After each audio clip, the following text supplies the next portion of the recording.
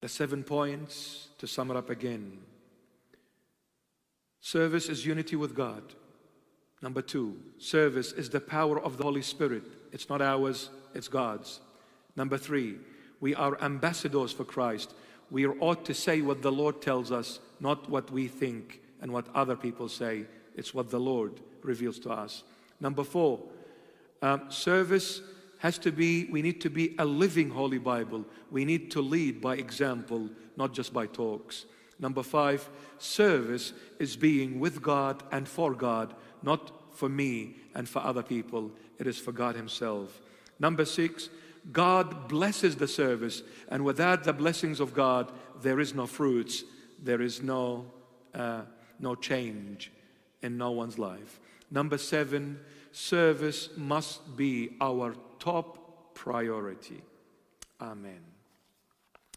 This was an introduction, my beloved, to service and ministry. And with the Lord's grace, next week we will continue with part 2. And we will look more into details about how to be a true servant, to minister for the Lord and His flock. I pray that you are always close to the Lord Jesus. I pray that you are always seeking the Lord, searching for the Lord, searching for the truth. Ask the Lord, show me the way, my Lord. But erase yourself. Say, Lord, take me out of me and show me which is your way and lead me there, my Lord. The Lord will show you the right way when you truly humble yourself before Him. When you truly humble yourself before Him, no self-pride, no egos, the Lord will show you the way. The Lord will show you the way, my beloveds. It's very simple, but you need to ask.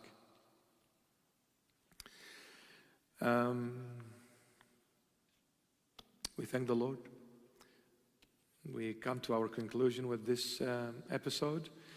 Until next week, may the Lord Jesus be always with you. My beloveds, be happy. Don't worry, be happy.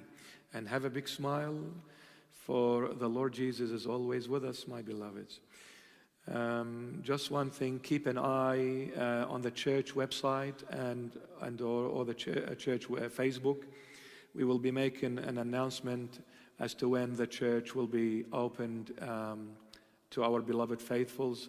We pray it's going to be extremely, extremely soon, my beloveds. So just keep an eye for that. Pray always for the Lord's will to be done in our lives.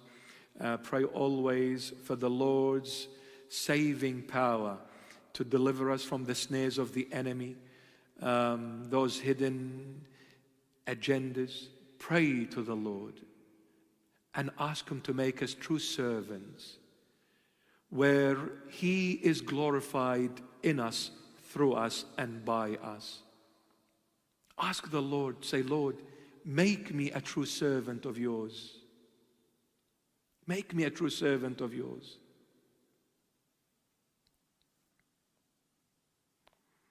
I'll leave you with this. The Lord Jesus made us sons to the Almighty God, and God became our heavenly daddy. But as sons, He also calls us servants, especially in the book of Revelation. He also calls us servants, as sons, servants.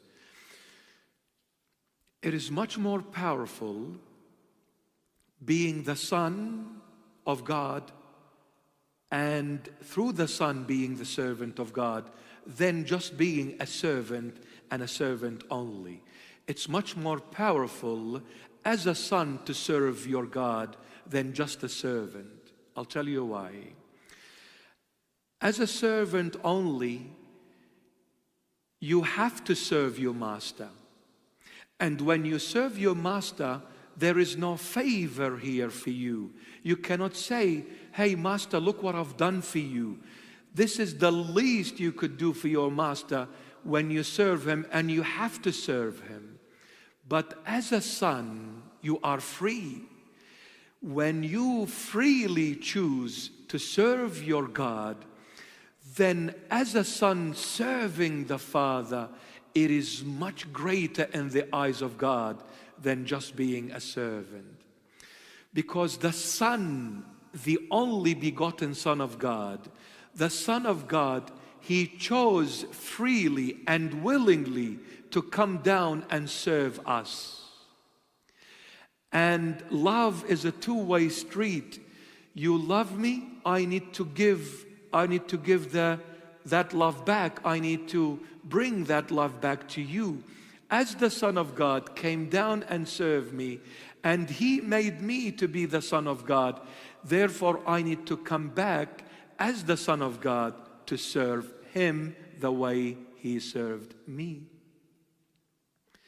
In this, we truly show that we are true sons of our Heavenly Father, when we, as sons of the Heavenly Father, serve Him wholeheartedly, so that His name is glorified through His children who chose willingly to be His servants.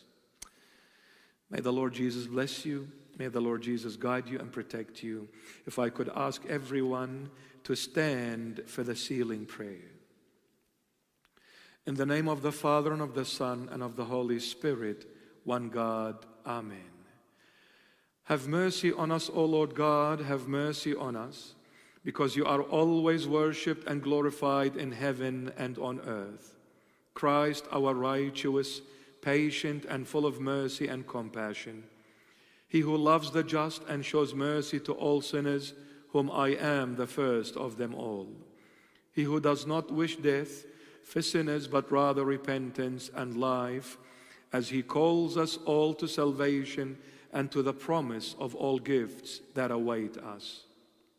O Lord, accept our prayer in this hour and in every hour. Calm our lives and be our shepherd, so that we may be able to work according to your commandments. Make holy our souls, purify our bodies, straighten our thoughts, enlighten our intellect, heal our sickness, forgive our sins, and deliver us from every discomfort and evil tribulation. Encircle us with your holy angels, to be preserved and protected with them, to gain unity of faith and knowledge of your glory, which is invisible and eternal. For you are glorified for eternities to come. Amen. In the name of the Father, and of the Son, and of the Holy Spirit, one God. Amen. Go in peace. May the peace of Christ be always in your hearts, all the days of your life, and forevermore. Amen. God bless.